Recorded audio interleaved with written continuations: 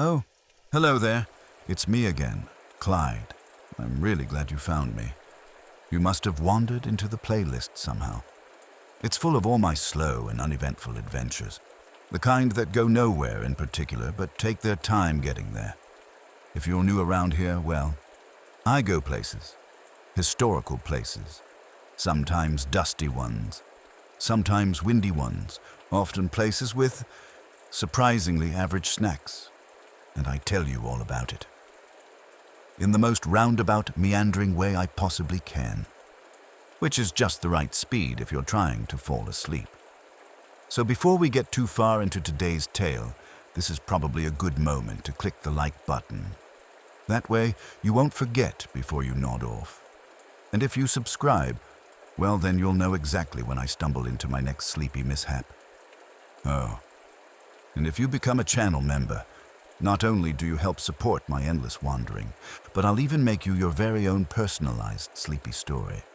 Just for you. It'll probably involve soup. Now then, today's adventure takes place somewhere warm, dry, and full of sand that crunches a little louder than expected under your shoes. Well, sandals, actually. Let's head there now. The first thing I noticed was the sand. Not just any sand, but the kind that crunches under your feet like slightly overdone toast. Warm, almost hot, and just a little bit clingy. Some of it had already made its way into my sock, which was odd, because I don't remember putting socks on that morning. I'd arrived, slowly, at a small oasis tucked between two low ridges, with the sun perched high like it was watching me to make sure I didn't forget a hat again. I had, of course, forgotten a hat. A line of date palms stood politely in the distance, evenly spaced like they were waiting for something important to begin. One of them had a small basket tied to its trunk with twine, and I spent a moment wondering if palm trees exchanged gifts. Maybe it was a birthday. I never did find out. The air was dry and warm, like a friendly towel left out in the sun. It smelled faintly of dust, camel, and a hint of cardamom. Or at least something I decided was cardamom, because that made the whole experience feel slightly fancier. I took a few steps slowly, very slowly. Mostly because a large camel had planted itself squarely in my path, chewing with the kind of thoughtful intensity normally reserved for philosophers and retired school teachers. The camel sneezed, loudly. Now, I don't know if you've ever been sneezed on by a camel, but it's surprisingly musical. A kind of wet trumpet, followed by a half-snort that echoes inside your skull. I blinked twice, wiped my sleeve, and gave him a nod of respect. He'd made his point. This was his path. I was just a tourist. My shoes, which were not sandals now that I looked, made a soft, shushing sound as I walked around him. The kind of sound that made me want to whisper, even though there was no one else around. Or so I thought. There was a boy sitting in the shade of a palm, stacking pebbles on top of a tortoise. The tortoise looked unconcerned. He was either deeply patient or completely unaware. I admired both possibilities. I didn't interrupt. Some moments are better left undisturbed. So I wandered a little further toward the edge of the oasis, where a small pool shimmered beneath the afternoon sun. There were frogs. No, not frogs.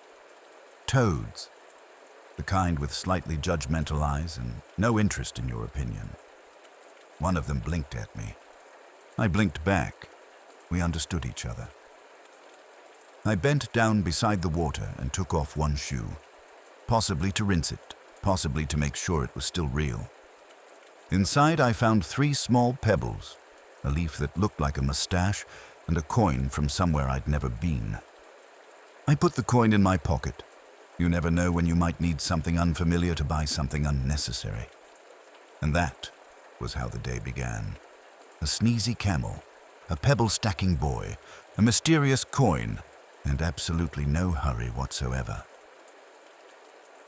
Past the pool and past the camel, who was still sitting in that very determined way camels often do, I noticed a small path leading through the palm grove. It wasn't much of a path, really. More of a suggestion, the kind of trail that only exists because someone had once walked that way, probably by accident, and others had simply followed out of polite curiosity. So I followed it too.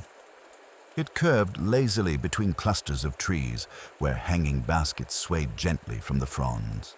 Some were empty. One contained a spool of bright blue thread. Another had what looked like 3 small onions and a spoon with a crooked handle. Why? Well, no one asked the baskets, and they didn't offer an explanation. They just hung there, like slightly smug decorations. Eventually, the palms opened up into a wide clearing where someone had arranged a half-circle of market stalls. And I use the word stalls generously. One was a blanket covered in old shoes. Another was just a chair. No one sat in the chair and nothing was for sale near it. But the chair seemed very sure of itself. At the far end of the clearing, a woman was selling something that might have been candied dates or possibly glazed rocks. I didn't ask. She smiled in that way people smile when they want you to try something that might stick your teeth together for a week. I bought one anyway. It was sticky. It also tasted vaguely of lavender and regret. To my right, a short man with an enormous mustache, I mean enormous, was carefully measuring out lines of sand on a tray. He was muttering to himself about wind speed, planetary alignment, and whether goats like poetry. I nodded slowly and didn't interrupt. The sand on his tray was a different color than the sand on the ground. It was darker, finer. I asked if it came from here. No, he whispered. Then he leaned in and said, "It came from yesterday." Then he went back to muttering. I spent a while trying to figure out what that meant. Across from him, a tall young girl, maybe 10 years old, had a table of beetles. Shiny ones, striped ones, one that clicked every time she blinked. She gave me a beetle in a tiny box. "His name is Farouk," she said. "He doesn't like loud thoughts." I promised to be quiet. I slipped the box into my satchel next to a handkerchief and a very old piece of ginger root I'd found in a pocket 2 travels ago. The ginger root smelled fine. The handkerchief did not. There was no real rush, of course. The sun hung in the sky like it had nowhere better to be. Someone strummed a 3-stringed instrument near the baskets.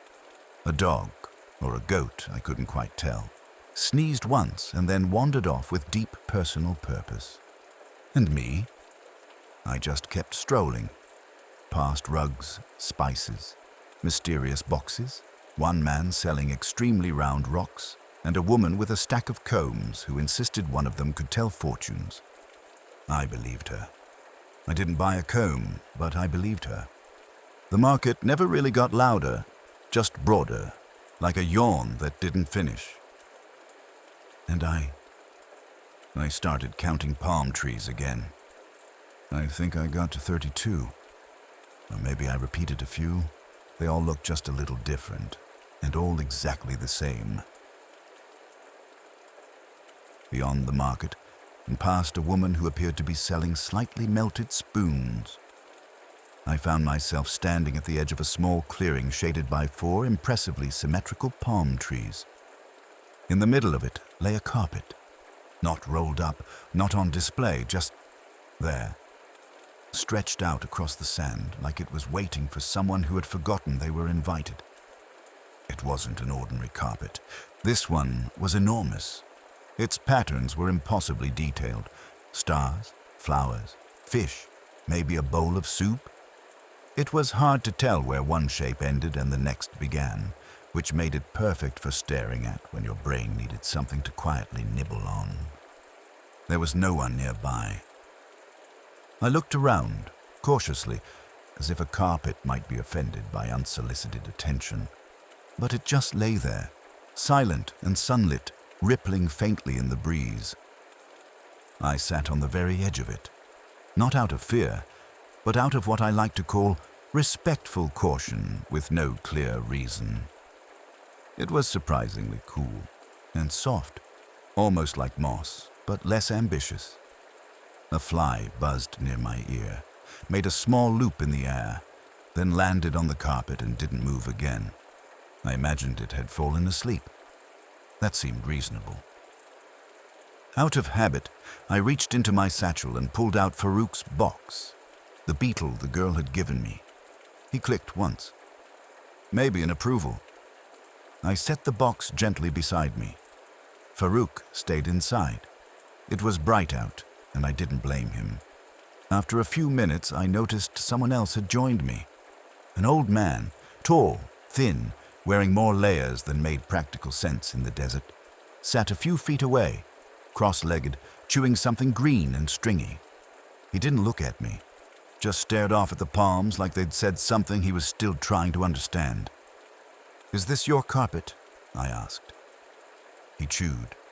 Then, without turning, he replied, "No," then added, "It belongs to the hour after lunch." And that was that.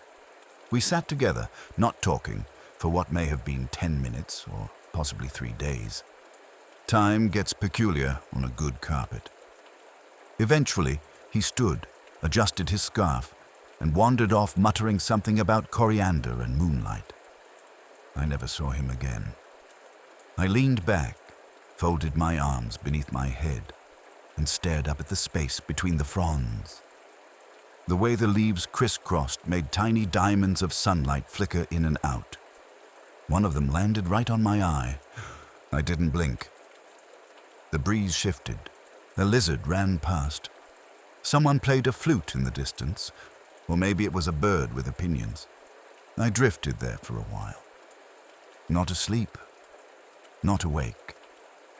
Just in that pleasant in-between space where even your thoughts seem too relaxed to bother forming complete sentences. The carpet stayed silent the entire time. Eventually, the breeze coaxed me off the carpet. Not in a hurry, of course, just a slow rise, like bread in a warm kitchen. I stretched, gathered Farouk's box, and wandered past the trees again, this time toward the soft gurgling sound of water, and something that might have been humming. The well was round and shallow, its stones sun-warmed and smooth as river pebbles. A rope dangled lazily from a wooden beam overhead, leading down into the shadows below. The bucket tied to the end swayed gently, even though there was no wind now. I knelt beside it, listening. Someone nearby cleared their throat, very delicately. I looked up to see a woman in a linen headscarf and striped sandals. An elegant look, I thought, though the stripes were definitely uneven. "You don't speak near this well," she whispered, "unless you wanted to answer." Now that was intriguing. She handed me a cup made of hammered bronze etched with little stars. The inside was already wet. "Dip the bucket, then drink," she said, like someone reciting an old recipe. "But only after you ask a question." I looked at the well, then at the cup, then back at the well. "What's your favorite kind of soup?" I asked it. Not aloud, just in my head, where the question sounded less ridiculous, though only slightly.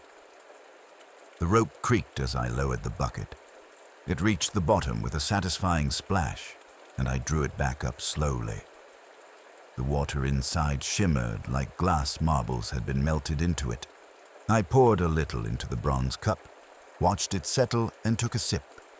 It tasted warm, like lentils and thyme, and just a tiny bit of garlic. Not a real answer, but not an answer either. "I think it said lentil," I mumbled. The woman smiled politely and walked away without another word. Her sandals made a sound like 2 small brushes sweeping the earth clean behind her. I looked down into the well once more. It seemed perfectly still now, silent, as if it hadn't just served me a spoonful of soup in liquid form. A bird landed nearby, a kind of desert partridge, I think, and promptly stole one of my shoelaces. I didn't chase it. It seemed important to him. Instead, I leaned back on my elbows and let the sun finish baking the top of my head. A fly returned, looped near my ear again, and this time flew off, unimpressed. In the sand beside me, someone had drawn a spiral with a stick. There were no footprints, just the spiral. I followed it with my eyes for a long time until it didn't make sense anymore, which, in a way, made perfect sense. By the time the bird was gone, shoelace trailing behind it like a ribbon of stolen intentions, I found myself meandering again. It's something I'm quite good at, meandering.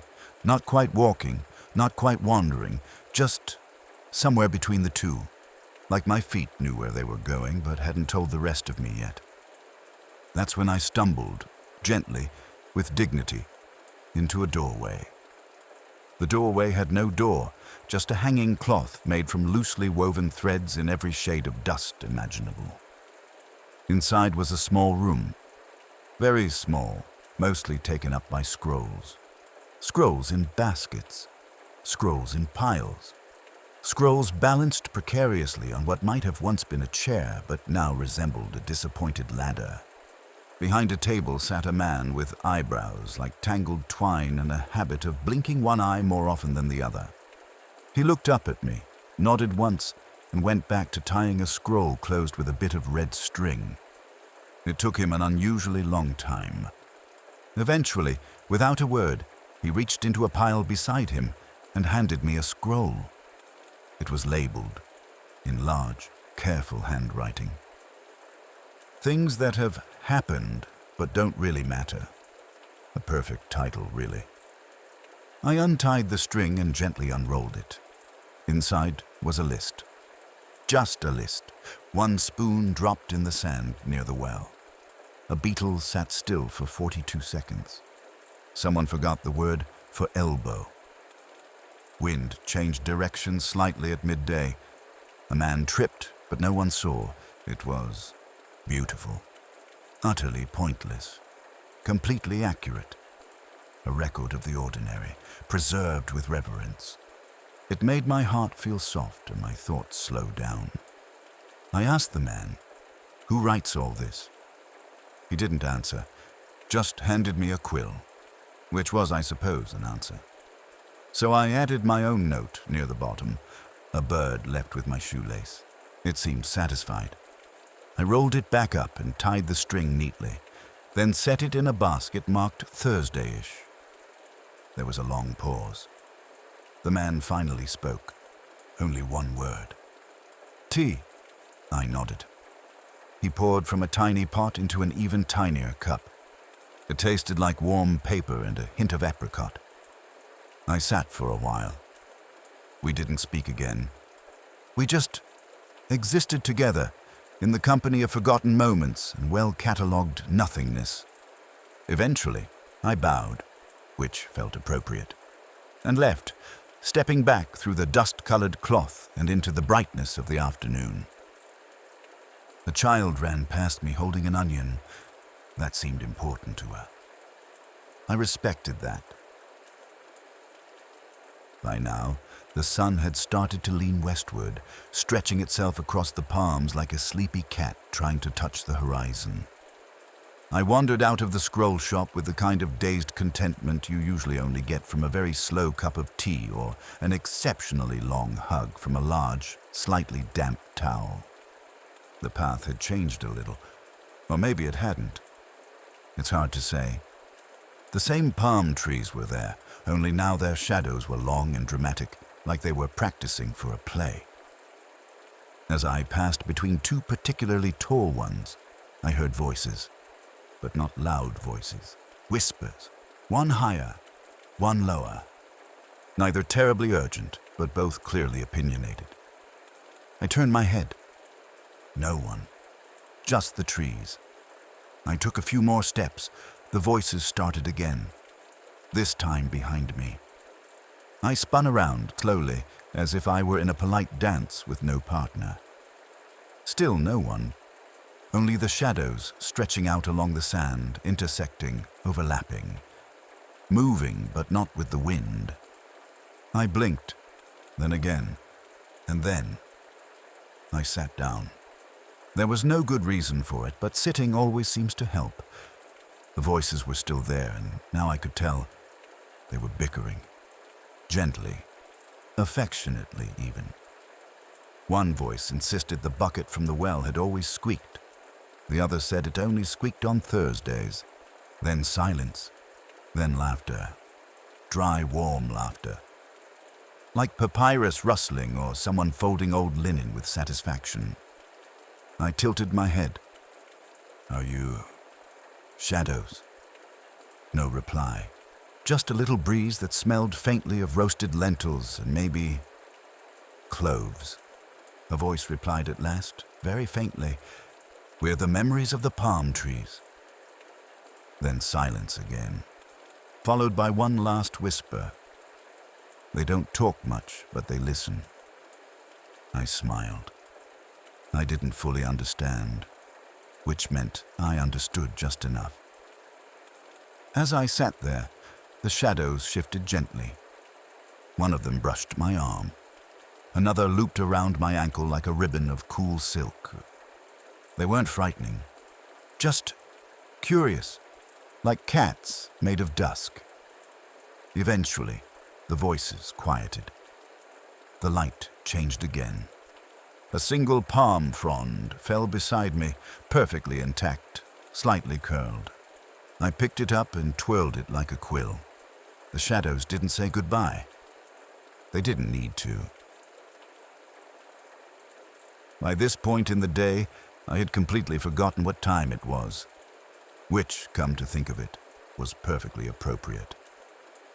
My pocket watch, which usually ticked along quite helpfully, had stopped sometime between the beetle box and the scroll labeled "mostly unimportant." I hadn't noticed until now. It still pointed confidently at 2:17. It had been 2:17 for hours. I sighed, adjusted my cloak, and stood up. Very slowly, so I wouldn't disturb the shadows too much. They seemed to be napping now. The path that led away from the palms curved toward a ridge I hadn't seen before. Or maybe I had, but in a different mood. Landscapes can be like that. Cooperative one day, aloof the next. I made my way toward it with no real plan in mind, dragging my hand along the tops of some dry bushes as I walked. One of them smelled like cinnamon. Another smelled like laundry that had been left out too long. Both were comforting. And then I heard it, the unmistakable, throaty, gurgling sound of a camel in mild disapproval. I turned, and there he was. The same camel from earlier, standing directly in my way once again, his mouth full of something green and stringy and suspiciously familiar. It looked quite a bit like my other shoelace. He stared at me. I stared back. We were equals in this moment. I offered a soft greeting, the kind usually reserved for mailboxes and confused pigeons. The camel blinked, then quite casually knelt down in the sand with a grunt and began chewing more enthusiastically. I sat beside him. There was nothing else to do. From his side hung a faded leather pouch. It bore a stitched emblem, a spiral almost identical to the one I'd seen near the well. Without thinking, I reached over and gently opened the flap. Inside a thimble, a cracked acorn. A tiny piece of paper that read, "You're exactly where you forgot you were going." I nodded, like one does when given advice that makes sense only if you're slightly dehydrated and sun-dazed. The camel sneezed. Again. I wiped my sleeve. Again. He leaned against me slightly, which is something you don't realize you want until it happens. Like a warm wall with opinions. We sat like that for a while. Me, the camel, the desert breeze, and the sensation that somewhere, something had just quietly resolved itself without fanfare. The light was getting softer now. That golden stage of the day where everything looks like it's about to be painted.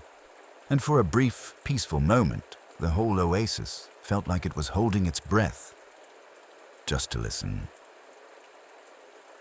After a while, the camel decided to move, not quickly. Camels, I've discovered, never do anything quickly unless it's inconvenient.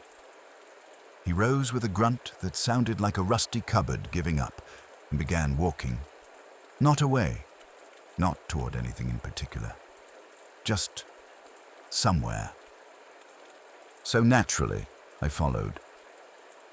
We meandered in tandem, passing a few familiar palms, one of which had gained a hat since the last time I saw it. I'm still unsure how. Eventually, we reached a low hill. Just beyond it, nestled between sand and sky, was a long ribbon of water. It was not quite a river, not quite a lake, more like a puddle that had decided to pursue higher education. The surface shimmered with the reflection of the sky, tinged orange and lilac from the last light of the day. A few reeds poked through, waving like they were trying to get someone's attention but had forgotten what they wanted to say. The camel, unimpressed as always, began drinking with noisy slurps. I stood at the edge and stared down. The water wasn't deep. I could see all the way to the bottom, but it was still.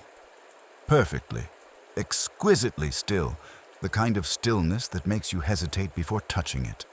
So I didn't. Instead, I knelt beside it and took out the little box with Farouk inside. I hadn't opened it since the market, but now seemed like the right time. Inside, Farouk, a shiny deep green beetle with tiny speckled wings, blinked up at me. Or at least I think he blinked. Maybe that was me. He didn't move, just looked at the water, and clicked once. So I set him gently at the edge, and to my surprise, he didn't scuttle away. He just sat there. We both stared at our reflections, a man and a beetle, mirrored in a puddle pretending to be a river. Then the wind changed, only a little, enough to ripple the surface, distorting everything just slightly. Our reflections became softer, blurrier, more like memories than faces. And it was beautiful. I could have stayed there forever, really. But then again, I'd said that earlier, too. Behind me, the camel burped. A frog, the same species as the well-toads, I think, hopped nearby and looked at me with mild judgment. I offered a polite nod. The sun finally dipped behind the far dune, and in the golden hush of that moment, I realized the hum in my pocket had returned. Just a soft vibration, like a bee remembering an old song. I reached into my cloak and pulled out the smooth stone, the one that had brought me here. It pulsed faintly in my hand, glowing with a soft, familiar light. The camel turned his head. He didn't look sad or surprised, just understanding. I whispered a quiet thank you to him, to Farouk, to the well, the scrolls, the girl with the beetles, and the palm trees that had argued about squeaky buckets. Then I closed my hand around the stone. The air shifted. The wind paused. The horizon held its breath. And just like that, I wasn't there anymore. And now, I'm here again, wherever here is. Somewhere new, probably. Or maybe very old, just cleaned up a bit. I never really know until I look around. But if you're still with me, if your eyes are still fluttering or you haven't quite drifted off yet, then thank you. Thank you for strolling with me through the oasis, for counting date palms, for tolerating a slightly judgmental toad and a deeply philosophical camel. I hope you found something here, even if it was just a moment of quiet, even if it was just a nap you really needed. There's a whole playlist of these sleepy, boring adventures if you want more. They're all just as uneventful. Some might even be slightly less exciting than this one. And if you want to support the channel and help me keep traveling to odd, dusty places, consider becoming a channel member. You'll get early access, maybe a sleepy story written just for you, And you'll help make sure Farouk and I don't run out of shoelaces or scrolls about nothing. Until then, sleep well, dream slowly, and remember, you are exactly where you forgot you were going.